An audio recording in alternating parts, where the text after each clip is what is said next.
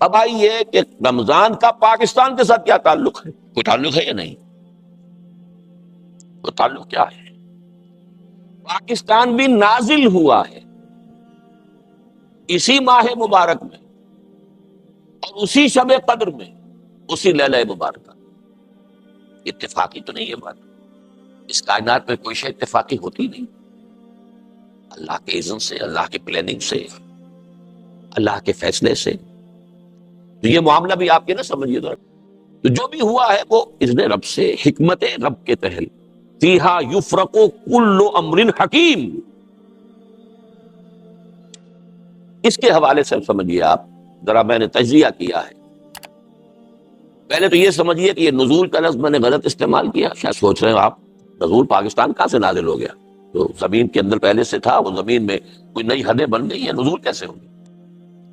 السلام علیکم ورحمۃ اللہ وبرکاتہ۔ اس طرح کے مزید اچھے بیان سننے کے لیے ہمارے چینل مسلم اسکالر کو سبسکرائب کریں۔ آپ کا شکریہ۔ قرآن مجید میں نزول کا لفظ جو ہے وہ صرف قرآن اور وحی کے لیے نہیں آیا ہے، ہلکا، اور یہ سارے پنکھے چلا دیتے ہیں، پچھلا چلا دیں، یہ پھر بند کر دیں۔ دیکھیے، نیند کو بھی کہا گیا ہم نے نازل کی، سورہ آل عمران کی آیت نمبر 157، جب مسلمانوں پر وہ بڑا سخت وقت آ گیا غزوہ احد میں، بہت سخت وقت، اس وقت اللہ تعالیٰ نے خاص قسم کا سکون نازل کیا نیند کی شکل میں۔ ثم انزل علیکم من بعد الغم امنۃ نعاسا، یہ اونگ یا نیند نازل کی گئی ہے، اور پھر ہمارے ساتھیوں کو تو ازبر ہوگی وہ آیت، وانزلنا الحدید، لوہا ہم نے اتارا ہے۔ اس حوالے سے سمجھیے میں لفظ استعمال کر رہا ہوں، میں نے اس کی جسٹیفیکیشن دی ہے، قرآن نازل ہوا، پاکستان بھی نازل ہوا۔ کب نازل ہوا؟ 12 مہینوں کا سردار مہینہ، سید الاشہر رمضان، ہفتے کے دنوں میں سید الایام جمعہ، سیدۃ اللیال راتوں کی ملکہ لیلۃ القدر لیلہ مبارکہ، اور یہ تینوں چیزیں جمع کی ہیں اللہ تعالیٰ۔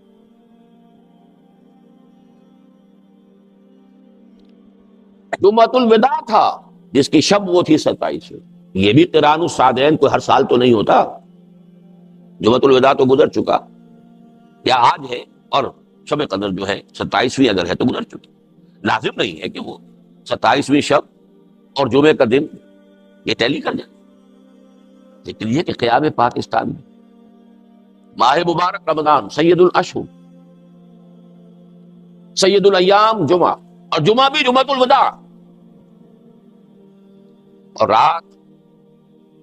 راتوں کی ملکہ سیدۃ اللیال، اور یہ قران الصادین ہی نہیں، 3 قران جمع ہو گئے، قران 3 چیزوں، اور وہ ہے پاکستان کے نزول کی شب اور اس کا دن۔ اب یہاں میں تھوڑی سی بات واضح کرنا چاہتا ہوں۔ قرآن مجید سے معلوم ہوتا ہے کہ اللہ تعالیٰ کی جو اسکیم اس دنیا میں چلتی ہے، اس کے جو منصوبے بنتے ہیں، ایک لانگ ٹرم منصوبہ ہوتا ہے اور ایک شارٹ ٹرم۔ لانگ ٹرم ہے اللہ کا ایک دن، اور وہ 1000 برس کا ہے ہمارے حساب سے، بڑی نص سے صریح ہے۔ سورہ حج میں فرمایا وَإِنَّ يَوْمًا عِندَ رَبِّكَ كَأَلْفِ سَنَةٍ مِّمَّا تَعُدُّونَ، تیرے رب کے نزدیک ایک دن ان 1000 سالوں پر مشتمل ہے جو تمہاری گنتی کے، ہماری گنتی کے 1000 سال، اللہ کا ایک دن۔ ان یومن عند ربک کالف سنۃ مما تعدون، اس 1000 سال کی ایک پلاننگ ہوتی ہے یومیہ، اللہ کا یومیہ بجٹ، وہ 1000 سال، اس پر نص سورہ سجدہ کی آیت، یدبر الامر من السماء الى الارض، اب نوٹ کیجئے، تنزل الملائکۃ والروح، یدبر الامر من السماء الى الارض ثم يعرج الیہ فی یوم کان مقدارہ الف سنۃ مما تعدون. ایک یومیہ جو اللہ کا جو بھی منصوبہ ہے وہ ہمارے حساب سے 1000 برس کا منصوبہ ہے. حضرت موسیٰ اور حضرت محمد صلی اللہ علیہ وسلم کے مابین 2000 سال کا فصل ہے. 2 دن عمر ہے سابقہ امت مسلمہ، اللہ کے 2 دن. ہماری عمر 1000 سال پورا ہوا تھا الف اول. تو سب سے بڑا فتنہ اسی بر عظیم پاک و ہند میں اٹھا تھا، ہندوستان میں اکبر اعظم کے ذریعے، کہ الف ثانی جو ہے وہ اب ایک نئے دین کے لیے ہوگا، وہ دین اکبری، دین الہی ہوگا. اللہ کا ایک دن تو پورا ہو گیا، لیکن اس کا مقابلہ کرنے والا جو مجدد اعظم اللہ نے جس کو کھڑا کیا، اس کا نام ہی اب مجدد الف ثانی ہے. اس لیے کہ اللہ تعالیٰ کے یہ منصوبے 1000 برس کے ہوتے ہمارے حساب سے. یہ تو ہو گئی ایک گریٹر پلاننگ 1000 ایئرس کی. یہ دیکھنے والوں کا کام ہے، تاریخ کے بٹوین دی لائنز پڑھے، قرآن کی حکمت اور احادیث نبویہ کی روشنی سے بصیرت حاصل کرتے ہوئے پھر تاریخ کا تجزیہ کرے. لیکن تھوڑا سا ایمان اور یقین ہو قرآن پر اور احادیث پر، تب ہوگا. ورنہ ان چیزوں کو یوں ہی کوئی بات نہیں، کوئی اہم بات نہیں ہے، کوئی اس سے کوئی فقہی حکم تو نہیں نکل رہا، ٹھیک ہے، کیپ دم اسائڈ، بڑی آسانی سے ہو سکتا. فقہی حکم تو کوئی نہیں نکلتا، نہ اس آیت سے نکلتا ہے کہ اللہ کا ایک دن 1000 برس کا ہے، نہ اس سے نکلتا ہے کہ تدبیر الامر جو ہے اللہ کی وہ 1000 سال کی ہوتی ہے. اس سے تو کوئی فقہی حکم تو مستنبط نہیں ہو رہا. اور جو احادیث ہیں ان سے بھی، جو اس سے متعلق احادیث، بہرحال اس کو چھوڑیے اس وقت. لیکن ایک اللہ کی تدبیر ہوتی ہے ہمارے حساب سے سالانہ، وہ ہے کہ جو لیلۃ القدر میں ہوتی. اب اس 1000 سالہ منصوبے کا کتنا حصہ اس انسانوں کے 1 سال میں پورا ہونا ہے. یہ سالانہ بجٹ سیشن ہے لیلۃ القدر اور لیلہ مبارکہ. اس سال کے لیے تمام اہم احکام کا فیصلہ ہو جاتا ہے. فیہا یفرق کل امر حکیم. اسی حوالے سے ایک بات نوٹ کر لیجئے، یہ ہماری تاریخ کا بہت اہم واقعہ ہے. مولانا مدنی رحمت اللہ علیہ نے قیام پاکستان سے ٹھیک 1 سال پہلے رمضان مبارک میں، جو وہ سلہٹ میں گزارا کرتے تھے، ہر سال رمضان مبارک ان کا سلہٹ میں ہوتا تھا، وہاں ان کے معتقدین کا بہت بڑا حلقہ تھا، وہ بلاتے تھے وہاں پر. وہ گویا کہ ایک طرح کی ان کی روحانی تربیت گاہ 1 مہینے کی رمضان مبارک میں ہوتی تھی. اور ان کے جو بھی خلفاء وغیرہ تھے سلسلہ تصوف کے، وہ سب ہندوستان کے کونے کونے سے پھر رمضان مبارک کے لیے وہاں جمع ہو جاتے تھے. جیسے بعد میں اسی قسم کی ایک بہار جو ہے، وہ جب تک کہ شیخ الحدیث مولانا محمد زکریا مدینہ منتقل نہیں ہوئے تو سہارنپور کی جو ان کی خانقاہ ہے اس میں یہی کیفیت ہوتی تھی رمضان مبارک. تو 1 سال پہلے بتا دیا تھا اپنے معتقدین کو کہ ملأ اعلیٰ، ملأ اعلیٰ سے مراد کیا ہے؟ فرشتوں کا وہ طبقہ جو سب سے اونچا ہے اور جو اللہ کے قریب ترین ہے. ظاہر بات ہے جب کوئی حکم ایشو ہوتا ہے تو پہلے انہی کو دیا جاتا ہے. ملأ اعلیٰ میں پاکستان کے قیام کا فیصلہ ہو گیا ہے. بہت اہم بات ہے. اس کے بعد بھی 1 سال تک وہ پاکستان کی مخالفت کرتے رہے، اور چنانچہ ان کے ایک معتقد نے وہی سوال کر دیا، پھر حضرت پھر ہماری پالیسی جو ہے پھر اس پر کوئی نظر ثانی ہونی چاہیے. فرمایا نہیں، وہ تکوینی امور ہیں، ہم تکوینیات کے پابند نہیں ہیں، ہم تشریعیات کے پابند ہیں. اب اس جملے کی بھی میں نے وضاحت کی ہے اپنے ایک خطبے میں، لیکن اگر اس کی وضاحت یہاں کرنے لگوں گا میں اسے صحیح سمجھتا ہوں، غلط نہیں سمجھتا اس بات کو. لیکن اب یہ 2 اصطلاحات ہیں بڑی ثقیل، تکوینیات اور تشریعیات. اب ان میں کیا فرق ہے؟ کیونکہ وہ کسی عالم نے بات کی ہوگی، عالم ہی جواب دے رہا ہے، انہوں نے تو سمجھ لیا کہ کیا بات کہی گئی ہے. لیکن میں اس کو اس مفہوم کے اعتبار سے صحیح سمجھتے ہوئے بھی اس وقت نہیں بیان کروں گا. وہ میرے جمعوں کے دوسرے خطبے جو رمضان مبارک میں لاہور میں ہوئے ہیں ان کے کیسٹس میں موجود ہیں. پہلا حصہ ثابت ہوا رمضان، قرآن رمضان میں نازل ہوا، لیلہ مبارک کا بھی نازل ہوا، لیلۃ القدر میں نازل ہوا، سب کو معلوم. رمضان اور پاکستان بھی نازل ہوا. چلیے وہ لفظ آپ کو پسند نہ ہو تو قائم ہوا، اس کا اعلان ہوا، جو بھی ہوا وہ بھی لیلۃ القدر، جمعۃ الوداع، شب جمعہ اور رمضان مبارک. اب تیسرا حصہ لیجئے، قرآن اور پاکستان کا بھی کوئی تعلق ہے. یہ ہے جس کو میں چاہتا ہوں ذرا آج اچھی طرح اجاگر کروں. بڑا گہرا تعلق. ایک تعلق ہے اس 1000 سالہ تدبیر کے ساتھ. وہ تدبیر کیا تھی؟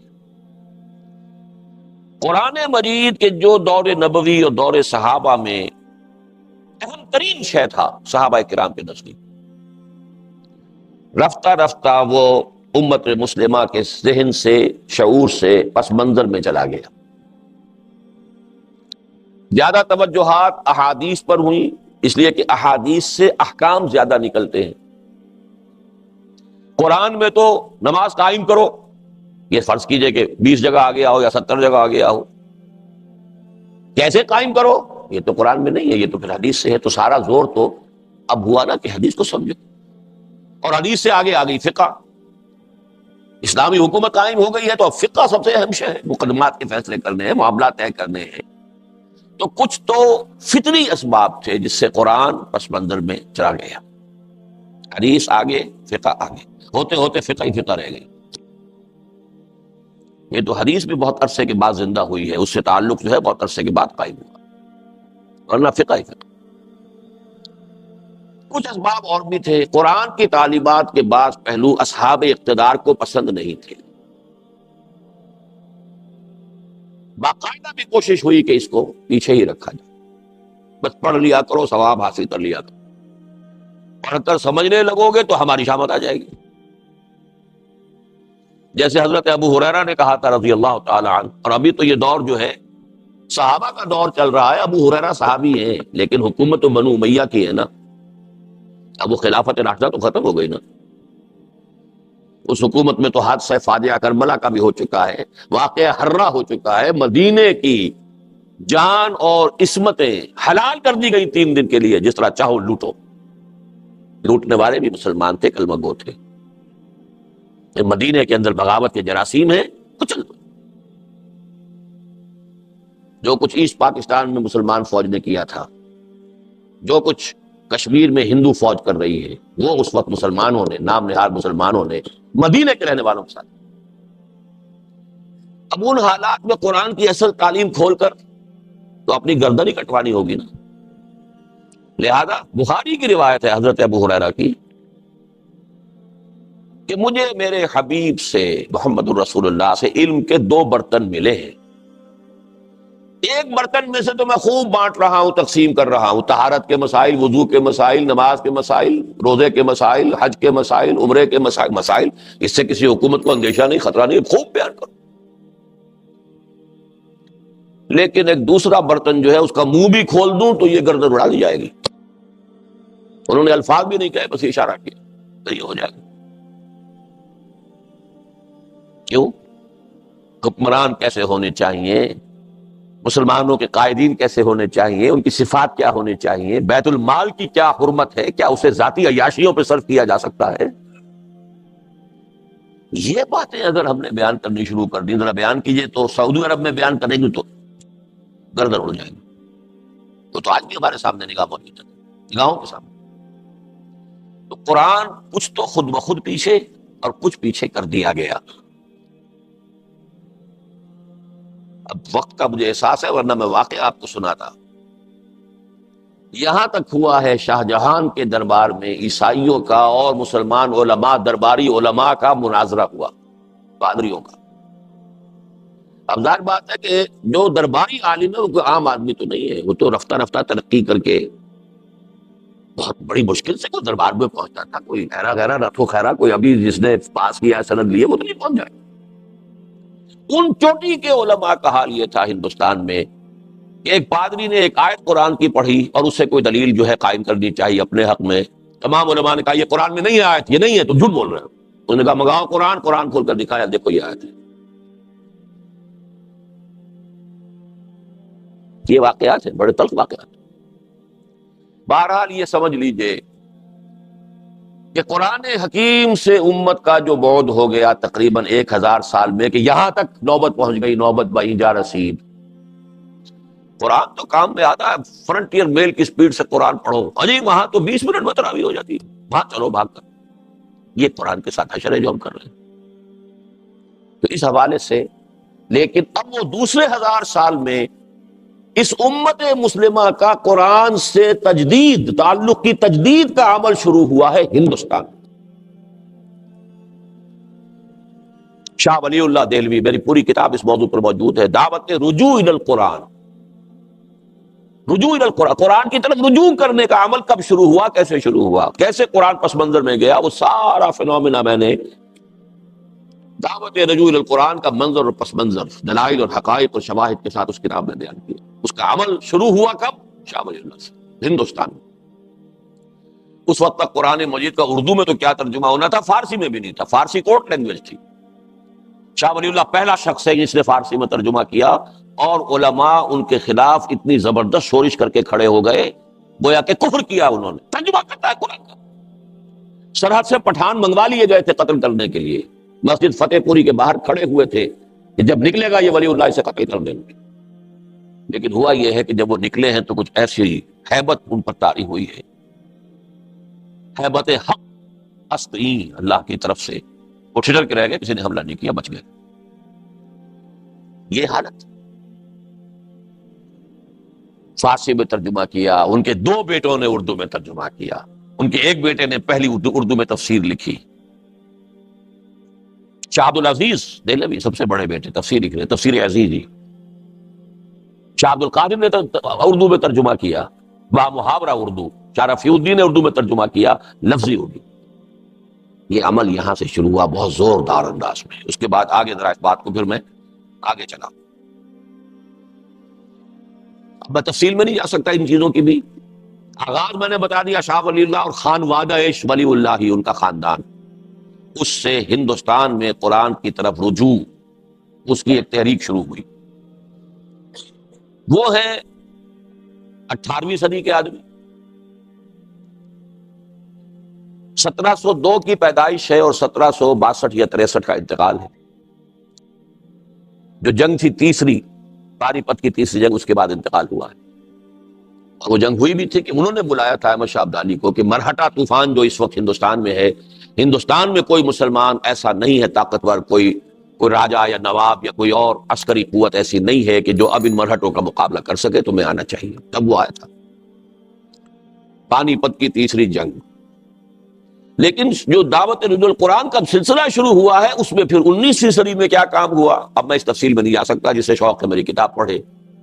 20ویں صدی میں یہ کام 2 زبردست آدمیوں نے شروع کیا ہندوستان میں، جن میں سے سب سے اہم اقبال۔ میری کتاب ہے علامہ اقبال اور ہم، اس میں میں نے 4 چیزیں واضح کی۔ رومی ثانی اقبال ہے، مولانا رومی کی مثنوی کے بارے میں یہ کہا، کسی نے کہا، بہت اونچے شاعر نے کہا، مثنوی مولوی معنوی ہست قرآن در زبان پہلوی۔ قرآن کی تعبیر، اس کے بڑے غامض حقائق کی تعبیر فارسی شعر کے پیرائے میں یہ مثنوی ہے۔ اور یہی بات اقبال کے بارے میں جلندر کے ایک فارسی شاعر گرامی جلندری نے کہی ہے، در دیدہ مانی نگراں حضرت اقبال، پیغمبر یہ کر دو پیمبر نہ تواں شد۔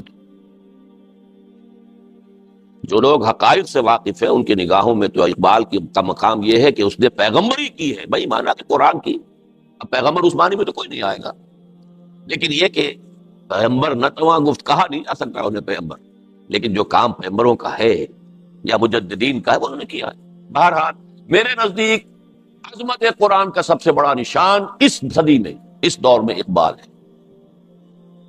اگر کوئی مولوی بیچارہ عالم دین قرآن کی مدح کرے، قرآن کی تعریف کرے تو ٹھیک ہے، اس نے تو ساری عمر اسی میں بتائی ہے، یہی پڑھا ہے۔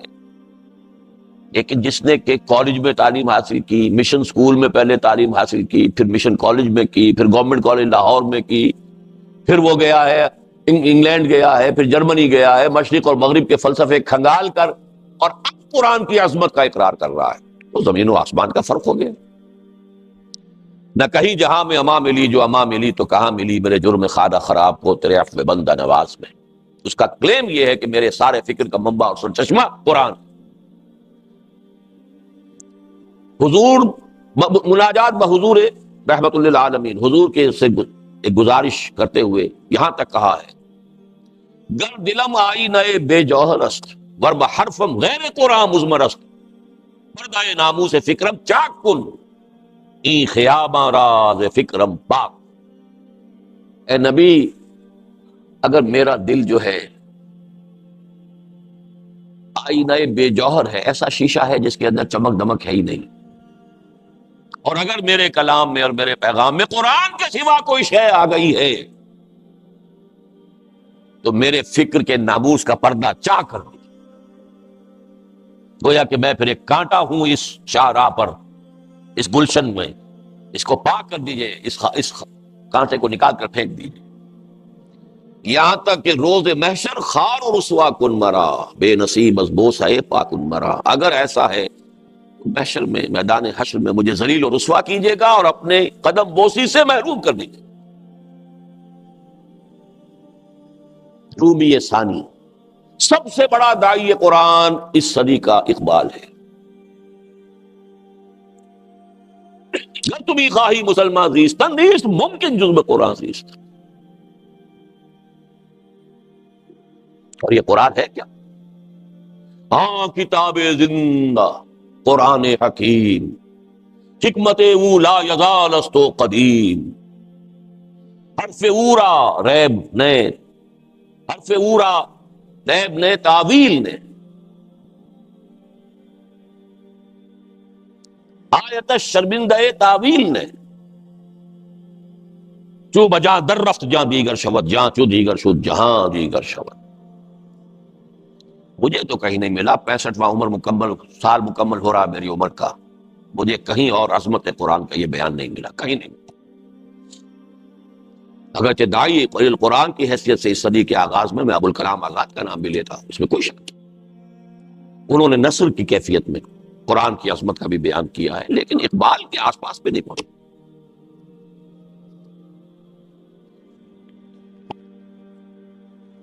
اور یہاں میں آپ کو دو گواہیاں دینا چاہتا ہوں عالم اسلام کے دو مسلمان مفکرین کی اس صدی کے، ایک عرب ایک ایرانی۔ الجزائر کے ایک بہت بڑے مفکر، انہوں نے عربی میں کچھ لکھا ہی نہیں، فرانسیسی زبان میں ان کی کتابیں ہیں بے شمار، مالک ابن نبی۔ انہوں نے عجیب تجزیہ پیش کیا ہے، انہوں نے کہا ہے اپنی ایک کتاب میں کہ امت مسلمہ کا جو انٹلیکچوئل اور اسپرچول سینٹر آف گریوٹی ہے وہ اب منتقل ہو چکا ہے ساؤتھ ایشیا۔ اس ایک جملے کا پس منظر کیا ہے؟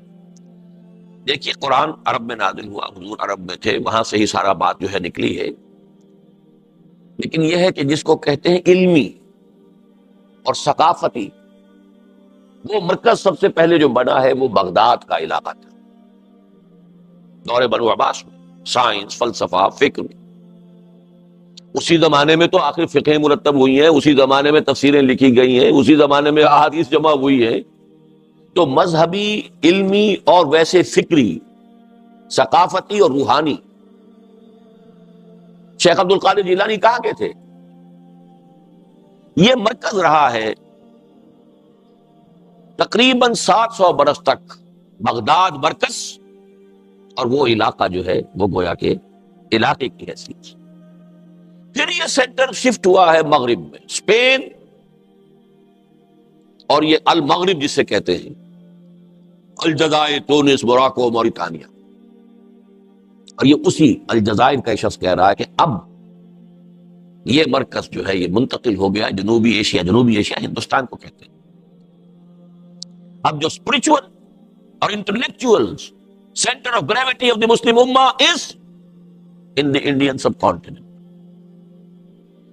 اس کی وضاحت آپ کو مل جائے گی، میں یہ بات بہت پہلے کہہ چکا ہوں، وہی دعوت رجوع القرآن کے اندر آپ یہ ساری چیزیں دیکھ لیں۔ ہمارے انٹلیکچوئل اور فلسافیکل اور اسپرچول فاؤنٹین ہیڈ کی حیثیت تو صرف قرآن ہی کو حاصل ہے، نکلتا تو وہیں سے جو کچھ نکلتا۔ دوسری بات ڈاکٹر علی شریعتی کی ہے، ایران کے انقلاب میں فکر نام کی کوئی شے اگر تھی وہ صرف علی شریعتی کی تھی۔ وہ تو بہت ینگ ایج میں اس کو بادشاہ نے شہید کروا دیا تھا۔ اس کے بہت عرصے کے بعد پھر یہ علماء کی ایک جو ہوئی ہے اپرائزنگ ہوئی ہے، اس سے انقلاب آیا ہے، اور اس کے پیچھے کوئی فکر نہیں تھا. فکر اگر تھا کسی درجے میں تو علی شریعت ہی کا تھا، ورنہ خود آیت اللہ خمینی کو مفکر نہیں تھے. ان کی تصنیفات ایسی ہیں جیسے مولویوں کی تصنیفات ہوتی ہیں، اور کٹر جیسا شیعہ مولوی لکھے گا کوئی چیزیں انہوں نے اس میں لکھی ہوئی ہیں. انقلابی کوئی فکر نہیں. یہ تو علماء کی ایک اپرائزنگ تھی، جیسے اب طالبان کی ہے افغانستان میں.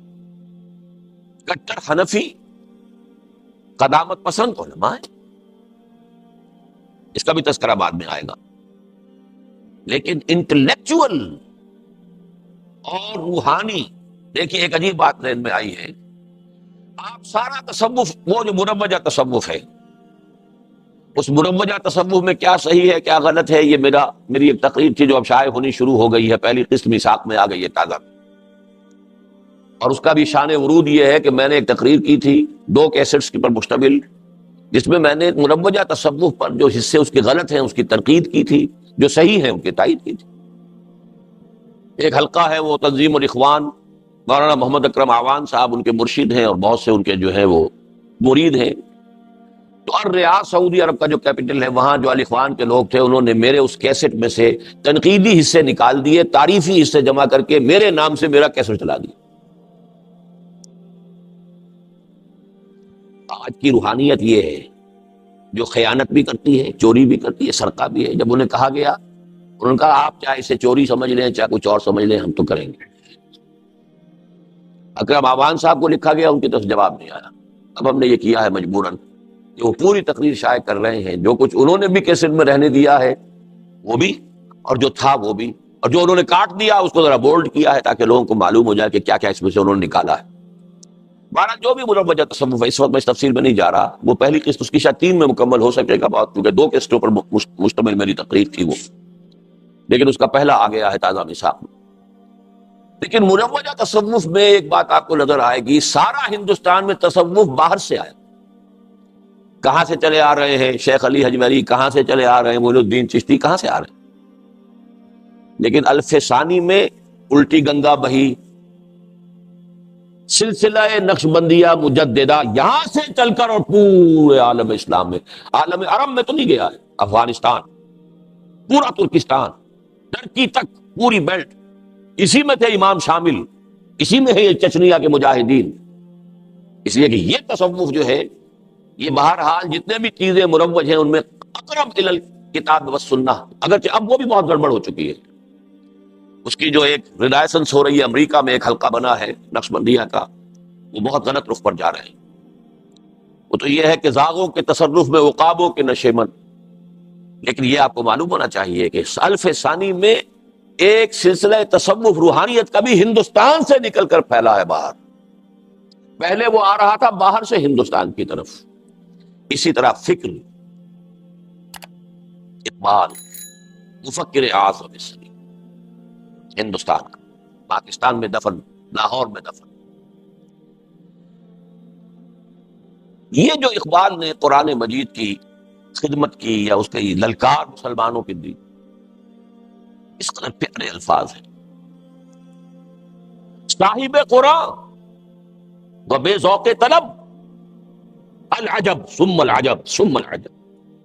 قرآن کی حامل قوم ہو اور ایسی سست ہوئی بیٹھی ہو اور ایسی پڑی ہوئی ہو زمین پر، اور ایسے ہی جیسے کہا گیا کہ تم شبنم کی طرح زمین پر پڑے ہوئے ہو اور دو دشمن تمہیں اپنے پاؤں تلے روند رہے ہیں. اے جو شبنم بر زمیں افتندئی، در بغل داری کتاب زندئی. وہ کتاب زندہ اب بھی موجود ہے تمہارے پاس، لیکن تم نے اسے اٹھا کر رکھ دیا ہے جز دانوں میں بند کر کے.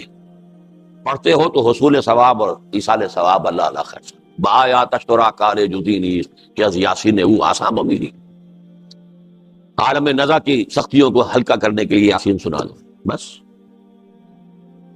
اے کہ می نازی بقرآن عظیم، آق و جا در حجرہا باسی مقیم.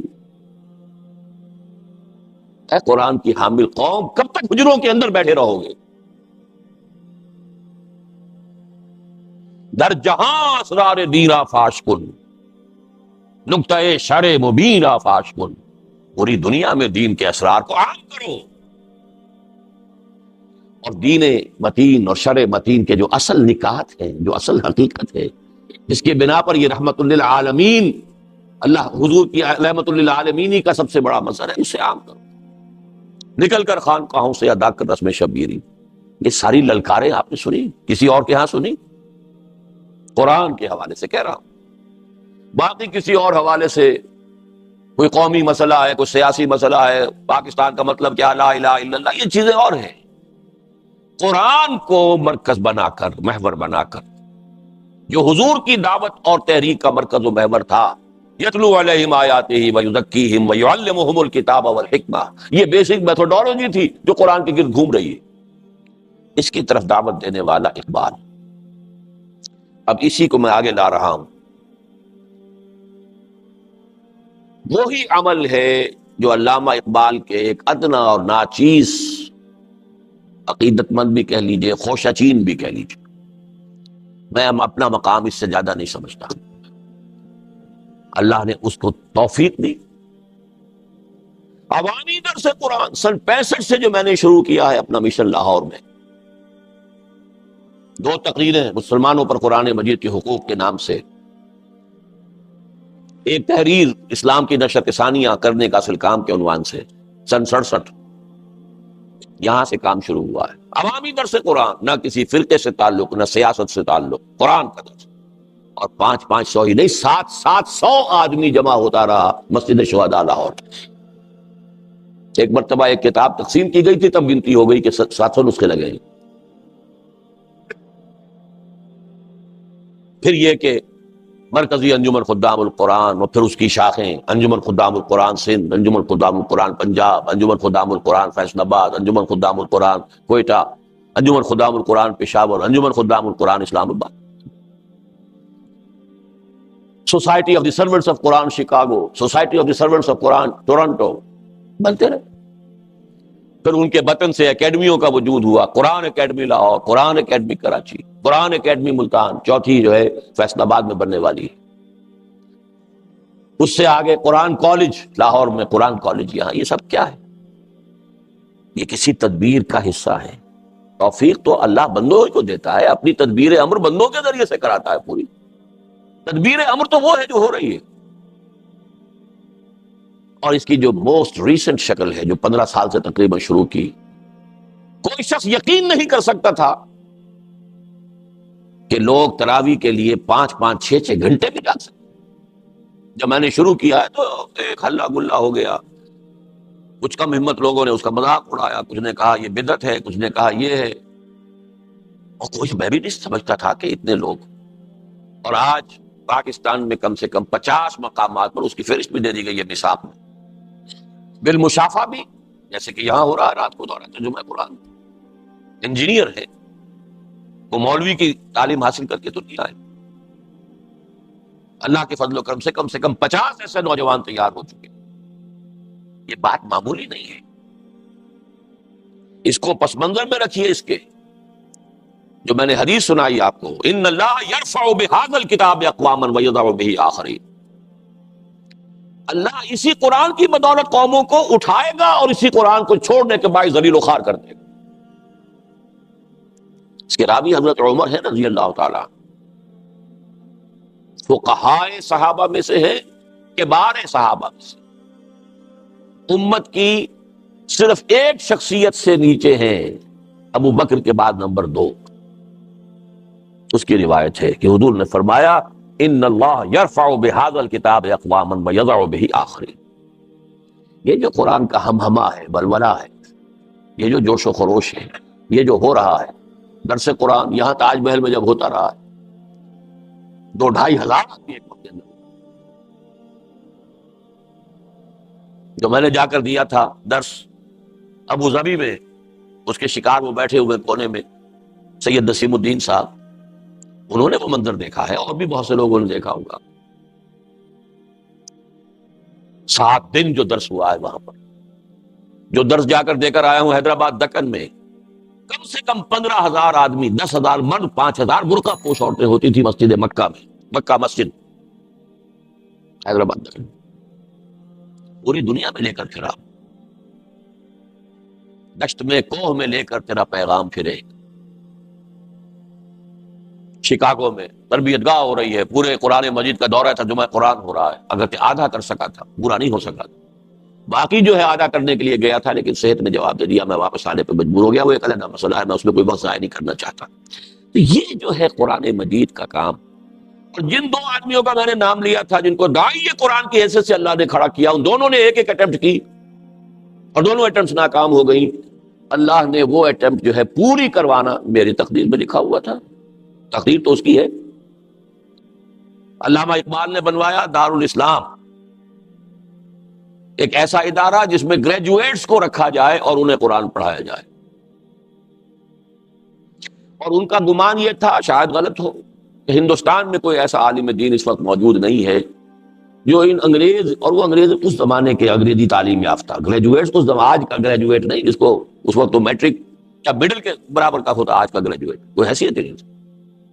گریجویٹس اس زمانے کے 30s کے زمانے کے گریجویٹس، ان کو جن کے دماغوں میں کیا کیا خناس بھر دیے گئے ہیں، اور ان کو قرآن پڑھانا تو آسان کام، قدم قدم پر سوال کریں گے، قدم قدم پر اعتراض کریں گے، تو کوئی ایسا شخص چاہیے جو روشن دماغ ہو، جدید اور قدیم پر نظر ہو، مغربی فکر و فلسفے پر بھی نظر ہو، عربی زبان کے گہرا علم ہو۔ تو ہندوستان میں کوئی نظر نہیں آیا، تو ایک درخواست بھجوائی الازہر یونیورسٹی کہ ہمیں کوئی ایسا عالم دیجیے جو گریجویٹس کو قرآن پڑھا کر انہیں مطمئن کر سکے۔ وہاں سے بھی معذرت آ گئی کہ ایسا کوئی آدمی ہمارے پاس بھی موجود، لہذا وہ عمارتیں بن گئی تھی دارالاسلام کی، وہ بس پھر اس کے بعد یہ کہ مولانا مودودی وہاں چلے گئے، جماعت اسلامی کا مرکز وہاں رہا، یہ اپنا ایک مفید کام تو ہوا، اس میں ایک وقت قائم ہو گیا تھا، لیکن یہ کہ وہ اسکیم نہیں چل سکی۔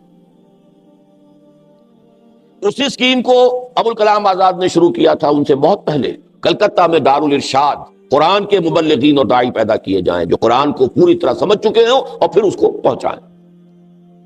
وہاں چونکہ مولانا آزاد وہ تحریک آزادی کے اندر کود پڑے، پھر قید و بند ہے، آج بھی قید، وہ سارا کا سارا ادارہ شروع ہوا اور لیکن ختم ہو گیا۔ علامہ اقبال کا خواب تو شرمندہ تعبیر ہوا ہی نہیں، انہوں نے بنایا تھا دارالارشاد۔ وہ دونوں چیزیں آپ کو اس کتابچے میں، مسلمانوں پر قرآن مجید کے حقوق نامی کتابچے میں پیچھے ان کی کچھ وضاحت مل جائے گی، لیکن یہ کہ اللہ تعالیٰ نے قرآن اکیڈمی کے عنوان سے وہی ادارہ، وہی فکر، گریجویٹس کو ہم نے رکھا ہے، ایم ایز کو بلایا ہے، عربی بنیادی پڑھائی ہے، قرآن پڑھایا ہے، فیلوشپ اسکیم شروع کی تھی، اب ایک سالہ کورس ہے جس میں امریکہ سے لوگ آ رہے ہیں، شامل ہوتے ہیں، پڑھتے ہیں، جاتے ہیں، مطمئن ہو کر جاتے ہیں، الحمدللہ ثم الحمدللہ۔ یہ سارا جو میں عرض کر رہا ہوں، ہم ہما، غلغلہ، ولولہ، یہ کوئی ایسا تو نہیں ہے، قرآن ایسی کوئی بیکار اور حقیر چیز تو نہیں ہے کہ قرآن مجید کا یہ ذوق و شوق ہو اور پھر کوئی نتیجہ نہ نکلے۔ بتائیے کہ وقت لگتا ہے، اپس اینڈ ڈاؤنز آتے ہیں۔ حضور کی محنت 10 برس کی تھی تو بمشکل 125 آدمی آئے تھے سن 10 نبوی میں، اس کے بعد ایک طوفان آ گیا۔ یہ ہوتا ہے۔ غزوہ احد کے وقت محسوس ہوتا تھا کہ نہیں، ساری دھاک جو غزوہ بدر کی بیٹھی تھی ختم ہو گئی، لہذا چڑھ کر آ گئے 12,000 کا لشکر چاروں طرف سے، گویا کہ اب آخری جو ہے ختم کرو اس چراغ کو، بجھا دو، لیکن نتیجہ کیا نکلا؟ تو آپ سے ڈاؤٹس تو آتے رہتے، اس کی فکر نہ کیجیے، لیکن اس وقت see through the history, the historical process, 1000 برس کی اس منصوبہ بندی میں، الف ثانی میں، جنوبی ایشیا اور یہ بر عظیم پاک و ہند کروشل اس کی حیثیت ہے۔ شیخ احمد سرہندی، عبدالحق محدث دہلوی، شاہ ولی اللہ دہلوی، سید احمد بریلوی، علامہ اقبال، شیخ الہند، مولانا مودودی، مولانا الیاس رحمہم اللہ، ان کے برابر کی کوئی شخصیت پورے عالم اسلام میں آپ کو نظر نہیں ہے، اپنے اپنے میدان میں۔ اور اس کام کو اللہ کے فضل و کرم سے 32 برس ہو گئے اب مجھے کہ میں نے اس میں اپنا بیشتر اور بہتر وقت لگایا ہے، نتائج نکلیں گے۔ اس سے آگے بڑھ کر وہ کام جس کا خواب علامہ اقبال نے آخری عمر کے سال میں دیکھا، 35-36 میں، وہ بھی ان کی زندگی میں اس کا آغاز نہیں ہو سکا۔ یہ حال ہی میں یہ راز فاش ہوا ہے، ڈاکٹر برہان احمد فاروقی نے، مرحوم ہیں اب، اللہ تعالیٰ ان کی مغفرت فرمائے، زندگی کے آخری ایام میں جو ایک بہت بڑا قرض ادا کر دیا ملت اسلامیہ پاکستان کا، کہ اپنی وہ کتاب لکھ دی جس میں وہ پورا راز جو اب تک سربستہ تھا مجھے معلوم نہیں، ایک عام آدمی کو کیسے معلوم ہوگا جس کا اقبال کا کوئی مطالعہ ہی نہیں، مجھے بھی معلوم نہیں تھا کہ آخری دنوں میں ایک جماعت بنانا چاہتے تھے بیعت کی بنیاد پر، خالص دینی جماعت، عمارت کی بنیاد پر، جمہوری نہیں۔ گویا کہ ان کا فکر یہ تھا کہ ایک ہے پولیٹیکل پروسیس، وہ چلنا چاہیے، وہ چل رہا ہے، مسلم لیگ کر رہی ہے اس کو، لیکن یہ قومی سیاسی تحریک کے ذریعے سے اسلام نہیں آ سکتا۔ جو بات مولانا مودودی نے کہی 100% صحیح کہی۔ اسلامی حکومت کیسے قائم ہوتی ہے؟ چھوٹا سا پمفلیٹ اگر مل جائے تو پڑھیے۔ قومی سیاسی تحریک سے قومی ریاست تو قائم ہو سکتی ہے، اگر بیج جو کا ہے تو جو ہی پیدا ہوگا، گندم کیسے ہو جائے گی؟ گندم میں رویت، جو سے جو۔ تو قومی سیاسی تحریک سے قومی ریاست وجود میں آ سکتی ہے، اسلامی ریاست اور خلافت وجود میں نہیں آ سکتی۔